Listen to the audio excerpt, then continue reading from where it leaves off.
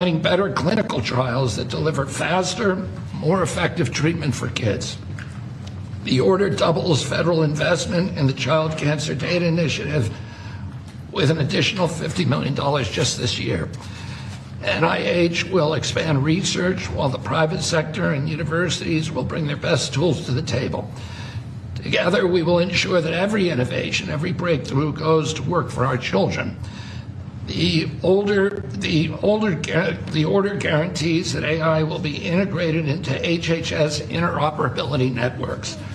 We will make electronic health records and claims data work for patients and researchers. We're already doing that, and always with parents in control of their child's health information. No family should have to fight cancer with outdated tools or without access to the very best science. For too long, families have fought childhood cancer while our systems lag behind. President Trump, thank you for your leadership in changing all that. This executive order is about action, unlocking cures, empowering families, and giving every child the chance to grow up healthy and strong. With American innovation and leadership, we can make our children healthy again. Bobby, do they know why there's quite an increase that's taken place over the last number of years? Do they know why that? Do they have any idea why that's happening? We are doing that research, and Jay Bhattacharya can talk about that. We're doing that research now for the first time. We're focusing on that, in particular colon cancers and these cancers that never affected children before, and suddenly are epidemic in our children. And we're going to find the causes, their environmental causes. We're going to identify them and work to eliminate them. Thanks, Bobby. Jay, go ahead, please. Well, thank you, everyone. Thank you, President Trump, for signing this historic executive order directing your administration to use advanced artificial intelligence technologies to cure childhood cancer. By signing this executive order, the administration is advancing the NIH Childhood Cancer Data Initiative's coordinated pediatric, adolescent, and young adult rare cancer, first launched under President Trump's direction in 2019. When I was a young medical student in the 1990s, I had the privilege of spending a month in a pediatric cancer ward treating children with cancer. And I have to say it was the most difficult month of my life. I left for home every day in tears. Watching little children cope with a deadly disease is hard. They should be playing with their friends, going to school, living their best lives. But instead, they bravely face cancer. These are the bravest kids I've ever met. I have tremendous admiration for the scientists who devote their lives to finding cures for kids with cancer, for the doctors and nurses who take care of them, and for their parents who suffer alongside them, care for them, and love them. This year, nearly 9,500 children will be diagnosed with cancer in the U.S. In the mid-1970s, the 5-year survival for cancer was 58%. Today, the cancer survival rate for children with cancer is 85%. This is because of the tremendous investments we've made in treating childhood cancer, in researching it. And it's worth celebrating this achievement. But I say that 85% is still too low. We need to be at 100, whilst we still have a long way to go. The treatments these little kids undergo involve therapies like chemo or radiation that put them through hell. Even with 85% will be cured, the therapies themselves can cause health problems as kids age into adulthood. Nearly 60% of cancer survivors experience severe life-threatening complications in adulthood because of these treatments. And so we need better treatments so that we can raise the survival rate and reduce the side effects. This initiative builds on the CCDI's mission to gather data from every child, adolescent, and young adult diagnosed with cancer, no matter where they receive care. It aims to develop a platform and tools to bring together clinical care, research tools like molecular characterization and genetic information, tools that will improve preventive measures, treatment, quality of life, survival for childhood cancer. By uniting families, clinicians, and researchers, by harnessing the power of AI, CCDI will accelerate diagnosis, inform treatment, and develop the next generation of life-saving therapies. This is not about collecting data alone. It's about giving families hope. Today, we commit to taking this work to the next level. With this executive order that President Trump is signing, we're building a future where every child's data contributes to faster diagnosis. Artificial intelligence helps us uncover faster, more precise treatments, improve quality of life, and better survival. And finally, let me extend my sincere congratulations and gratitude to President Trump for his leadership and vision in giving us this opportunity to make America healthy again, to rigorously push the boundaries of science and bring hope to millions of families. Thank you. Thank you very much, Jay. It's very nice. Appreciate it. Director Kratsios, please. Thank you, Mr. President, and thank you, Secretary Kennedy, for your leadership on this issue. I am thrilled that our MAHA strategy prioritizes utilizing AI in the fight against cancer, and that this executive order is putting a priority to this action. Thank you for your commitment, Mr. President, to the United States for maintaining its global leadership in artificial intelligence across models, data sets, applications, and to issue an AI action plan to do just that. Your foresight in the first term, leading you to establish the CCDI to gather, harness, and share data on childhood cancers, has positioned us today to leverage AI in a way we could never imagine before. With America's pioneering models, American researchers now have the best tools in the world to turn the CCDI data into the building blocks of life-changing breakthroughs. So I and my team at OSTP are thrilled to partner with our teams at HHS and NIH and with David to empower the development of gold standard applications for the pediatric cancer research and to play our very small part in trying to protect the health and happiness of America's children. Thank you, Mr. President. David, please. Thank you, sir. Well, first of all, I just want to thank Stephanie McMahon and all of us for helping put this all together here. For years they played villains on TV, but they're actually very nice people in real life. But it's because of your passion that we're all here today, so thank you for that. And thank you, Mr. President, for your leadership on this. First of all, you did have the foresight to create this childhood cancer database way back in 2019, and that's what's going to power the AI. It's going to give us the data to find all the patterns in. The other thing you've done is you've made it your policy of this administration to support innovation, to support infrastructure, to support energy. And because of that, we have an AI boom going on right now. 3.8% growth rate in the last quarter in GDP, and a big part of that is because of the AI boom that you've unleashed. So thank you, sir, for doing that. And I think that we can see today that this AI boom is not just going to be about dollars and cents, but about saving lives as well. We're going to get some miraculous cures out of this. So thank you to everyone who's here today. Thank you very much. Good job. We just had a meeting, and Oz was at the meeting and really was a dominant factor along with Bobby. And maybe you could just say a couple of words about our past meeting where we're going to be lowering drug prices by 50, 100, 200, even 500%, even 1,000. We have 1,000% also. We have one coming up next week, a big one, 1,000% reduction in price. Do you want to give just a couple of words on that, Oz? It's a historic day. For the first time, we've had the magnitude of give from the pharmaceutical industry. One of their leading lights, Alfred Boula and his company Pfizer, agreed, something the president has been pushing on since his first term, and has been calling me quite frequently on speed dial over this term to make sure that Secretary Kennedy and I would seriously engage industry. They have agreed to several important concessions. First, we will have most favored nation drug pricing in this country for everyone on Medicaid. So our most vulnerable populations will not be forced to pay 3 times or more, 5, 6, 7 times more for the exact same pills in the same bottles as it costs in other countries. That'll make it a lot easier for governors to manage their budgets and shows, again, a distinct passion that the president has for helping people who are most vulnerable. We've also gotten all new drugs to be released in this country to be priced at most favored nation, which means by the end of the president's term, 95% of all pharmaceutical drugs in America will be at most favored nation pricing. Again, no more discrepancies between what folks in other countries can buy their drugs for and what's being purchased in this country. Pfizer also agreed, as will companies next week when they come to visit this same White House, to onshore drugs to bring their production back into America so American workers will benefit as well. But at the same time, this is critical.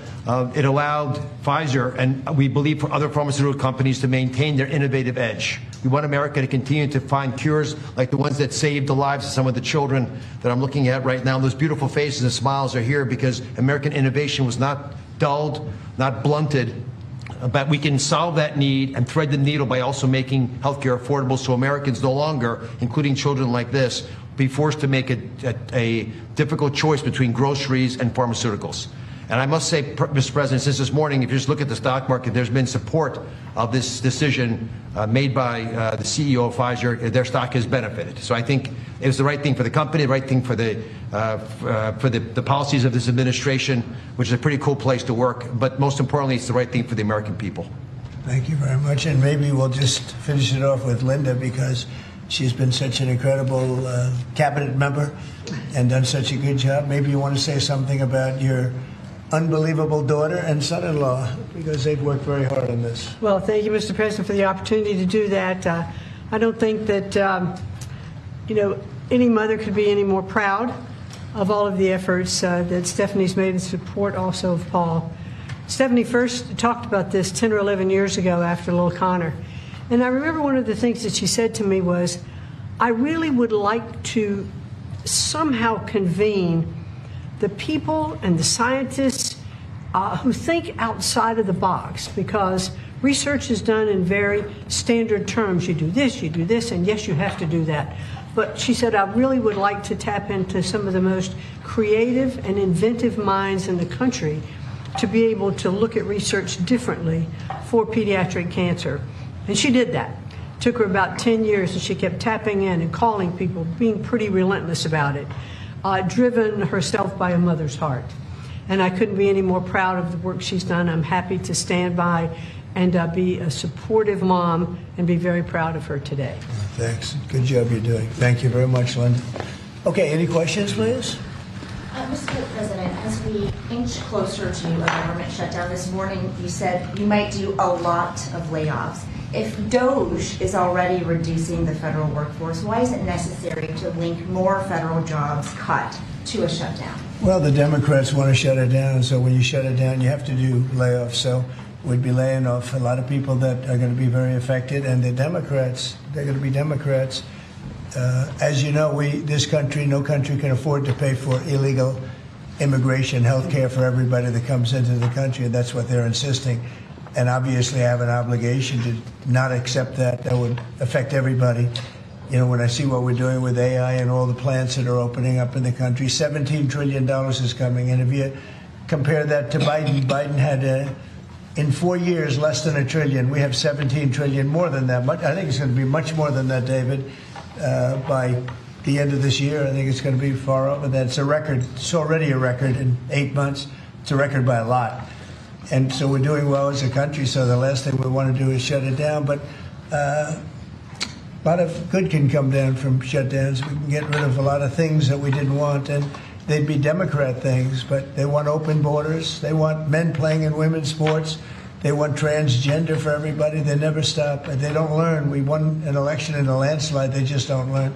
So we have no choice. I have to do that for the country. Yes? You mentioned a deal with Harvard, Mr. President. What is that deal? Will they be paying the administration? Well, we're in the process of getting very close, and Linda's finishing up the final details, and they'd be paying about $500 million, and they'll be operating trade schools. They're going to be teaching people how to do AI and lots of other things, engines, lots of things. You know, we need people in trade schools. I remember when I went to school, I had some people that weren't particularly good students, but they could take a motor or an engine apart blindfolded and put it back blindfolded, but they weren't too good at other things, and many of them ended up doing better than the people that were.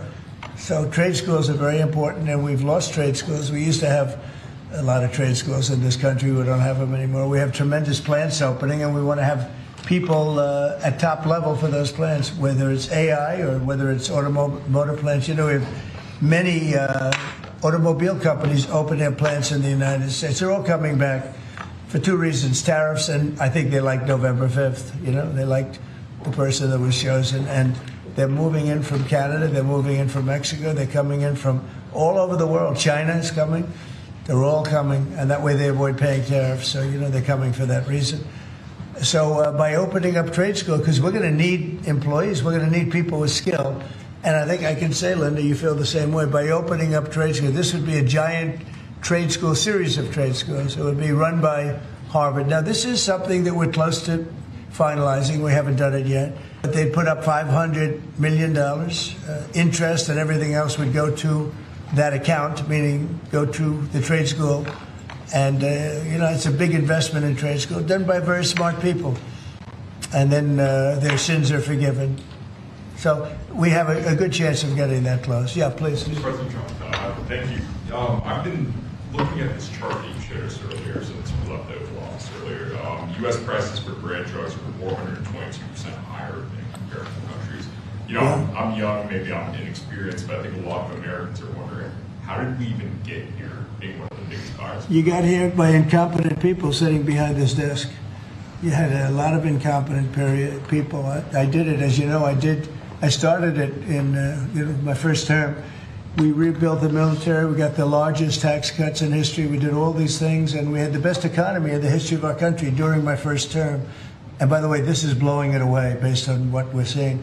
But we got it by having people allow that to happen. And as you know, I started the process, but then when COVID came, we focused on COVID, not on this. And I said, if I ever go back and do it again, I'm going to make this a primary thing, because other countries are paying a fraction of what we pay for the same exact drug, same exact pharmaceutical, everything. And I said, no, it's not right. And the drug companies actually came along. You know, don't forget, they make 30, 40, 50 million a year, these people. They're very smart. And they had a lot of people convinced that, you know, that's the way it has to be. They talked about research and development. We had to pay. I said, well, why isn't Germany paying? Why aren't other countries paying? And they always had a good answer, but it got to a point where I didn't like the answer anymore, and I said, we have to do this, and we did. And the team that we have with Oz and Bobby and Chris and all of the people that we had working on it, and I must tell you, Marty's been a big, wherever you may be, Marty, but Marty's been a big factor. We have a great team. There's never been a medical team like this, and I said, let's go do it. And then I did, as I said, I would bug them every single day, every week. Because I said, we have to have, I mean, why should we be paying 10 times what another country is paying? And that was just an excuse, you know, research and development. We do research and development. So now we're going to be paying whatever the lowest price is, we're going to be paying that price. So it's a great thing. But there won't be anything that can have the impact on Medicare, Medicaid, Social Security, anything where you need pharmaceuticals, medicines. The numbers are going to come way down. Even Obamacare, which is terrible, it's not been good, as you know. It's a weak form of health care. But it'll be better because the medicine's going to come in at a very low price. Yes, please. Yes, Mr. President. It seems like every time you assemble your MAHA team and your cabinet members behind you in regards to health issues, it just keeps getting powerful. And I look at these young kids there and the weight that is on the world right now that you can lift by what you're doing. I've often said, Trump could cure cancer, and people would still criticize him. That's true. And it's true. What is your message to America that this potentially could bring us all together, get us on the same page, and have unity? And I'd like to see if some of the kids or the parents have what it means to you to see President Trump get involved with this. Well, we've made tremendous strides in cancer research, far more than anyone has done. And we have the greatest minds, the greatest people working on it. And childhood, you know, they call it childhood cancer. It's a very specific thing, and we've really made a lot of progress. I think something that's going to allow us to make a lot of progress is the money we're saving on pharmaceuticals. I mean, we'll be saving 500, 600, 1,000%. Nobody's ever heard of that. I told the story, you were here before, that when I was in the previous administration, my first term, I was so proud of myself because I'm the first president in 28 years that cut drug prices from beginning to end. So they went down. I think it was 1/8% or 1/4%, and I was so proud of that. I thought that was great. Now I'm cutting them 500%. And I will say this, politically speaking, the people understand. Otherwise, I wouldn't have won in a landslide. You know, I get 97% bad press, and I won in a landslide, which tells you the press has no credibility. But I will say that what we've done has been a great tribute to the people that's standing behind me in different forms. Linda in education, different, but what she's doing in education, she's sending education back to the states. That's a big move.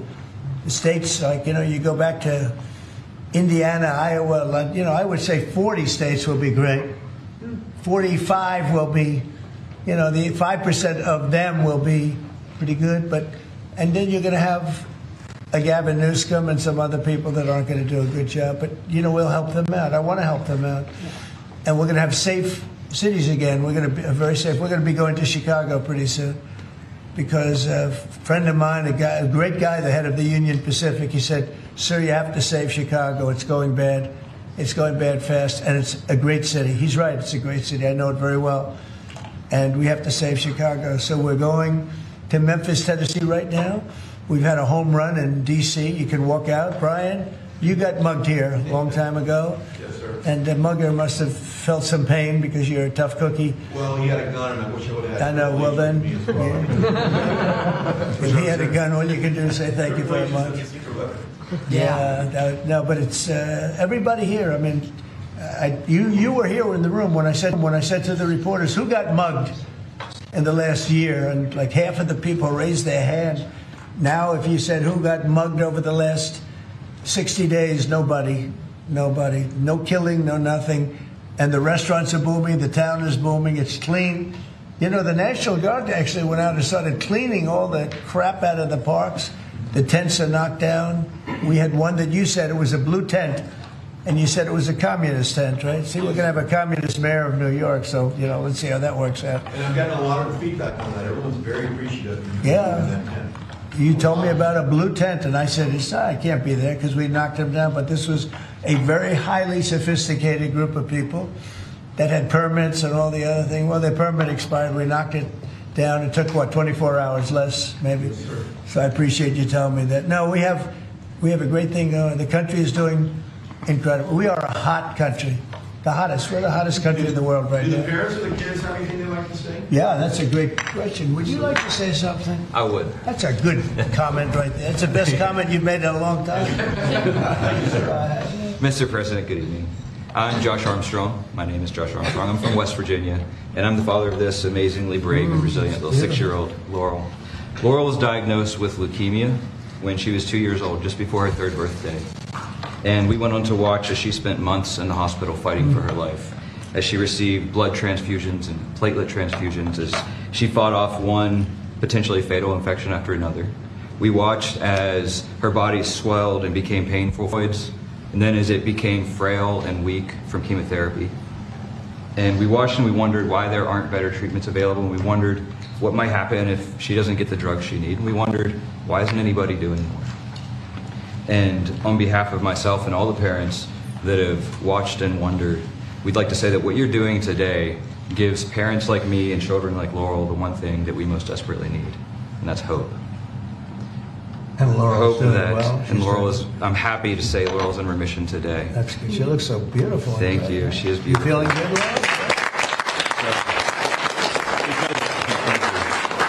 That's for you, Laurel. That's for you. You look so great. Because of this bill, doctors are going to be able to get better treatments faster to patients like Laurel. Big And difference. because of you making children like her real children, not cases or statistics, but children like Laurel and all of these children here today, we have that hope. And we are so proud that you're standing with children with cancer and making it a national priority. It's very nice. Thank you, Mr. President. We're with you all the way. How about you? Back there, Dad?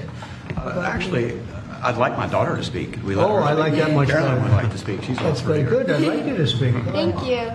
Good afternoon. My name is Carolyn Hendricks. When I was 4 years old, I was diagnosed with Ewing sarcoma, a pediatric bone cancer. 11 years later, I'm now 16 years old, and I'm doing great. What you're doing today, Mr. President, means that kids like me will get better options and so much more hope for the future. This will help doctors use technology to find cures faster, match patients to trials more quickly, and give our families more control over our health. For kids, every day counts. This order shows that our lives matter enough to be first in line for innovation. On behalf of children and young adults with cancer, those still fighting and those in remission like me, and families who wish that they had more time together, thank you for making us a national priority. Mr. President, because of actions like this, kids like me have the chance to grow up, to chase our dreams, and to live full lives. And that is the greatest gift anyone could ever give. Wow, that was so good.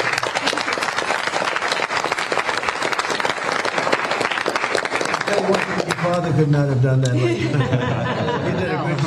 did us a big service, Father. Yes, sir. That's great. Where did you learn how to speak like that? I've done lots of speeches for childhood cancer over the last few years, and I'm also in a theater program, so that That's helps a great. lot. Well, good. That's a great job. Would anybody like to say something? Would anybody? Would you like to say something, honey? Yes. I'm Iloni Myers and I'm 9 years old, and I had a blood cancer called leukemia when I was only 2 years old. I I had to get treated at 7 different hospitals across this country, and I had to have 2 bone marrow transplants, one from my dad and one from my mom. And I had to spend many days and the nights in the hospital getting pokies and yucky medicine. And me and my parents were very worried, and I had to go through those 7 different hospitals to find the best treatment that can make me better. And thank you, Mr. President, for making everything happen today. So kids like me and Laurel, we can still be living today and speaking.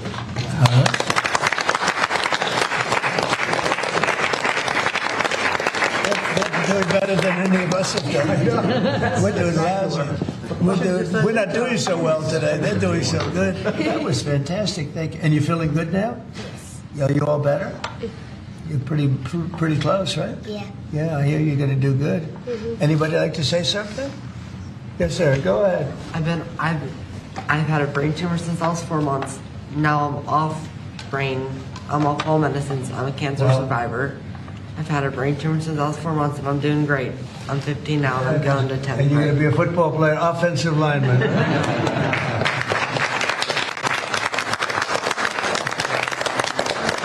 You look fantastic. How about somebody else? I love hearing this. I love hearing you talk because you talk better than any of us, right, Jim? Thank you, Mr. President. Well, I want to thank you all for being here. Amazing. We wouldn't miss this. Well, thank you. But you know, we're doing a lot for you, and you're all gonna be better very soon. I don't think you're gonna need any of the help that we're giving. It's gonna be for the future. But I want to thank you for being with us, and I'm going to bring them back to a room. We have a room where we have lots of hats and things in the back, and would you like to go back and we'll pick some nice presents? Yes. Okay, we'll get rid of the wonderful people of the media. Do you like the media? Yeah, nice, right? They have good days, right? Yeah. They do, actually, they do. Thank you very much. That's beautiful. That's really good. And thank you. We're not going to top that, so I want to just thank you all very much. Thank you. Thank you.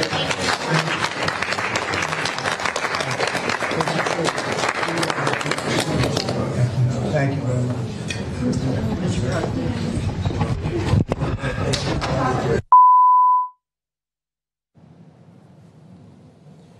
अमरीकी सदर Trump ने cancer research से मुतल्लिक executive order पर दस्तखत कर दिए। बच्चों को कैंसर से बचाव के लिए इकदाम कर रहे हैं। अमरीकी सदर ट्रंप ने कहा, बच्चों में कैंसर के इलाज और रिसर्च के लिए AI का इस्तेमाल किया जाएगा। अमरीका में आर्टिफिशियल इंटेलिजेंस को बेहतर बनाया जाएगा। अमरीका AI में चीन से आगे जा चुका है।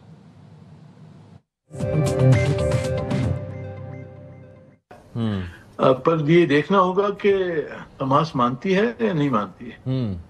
अब तक वो तो जंग लड़ रहे हैं 3 साल से, बावजूद बहुत ऑड्स के खिलाफ, पर अब वो ये सीज़फायर मानते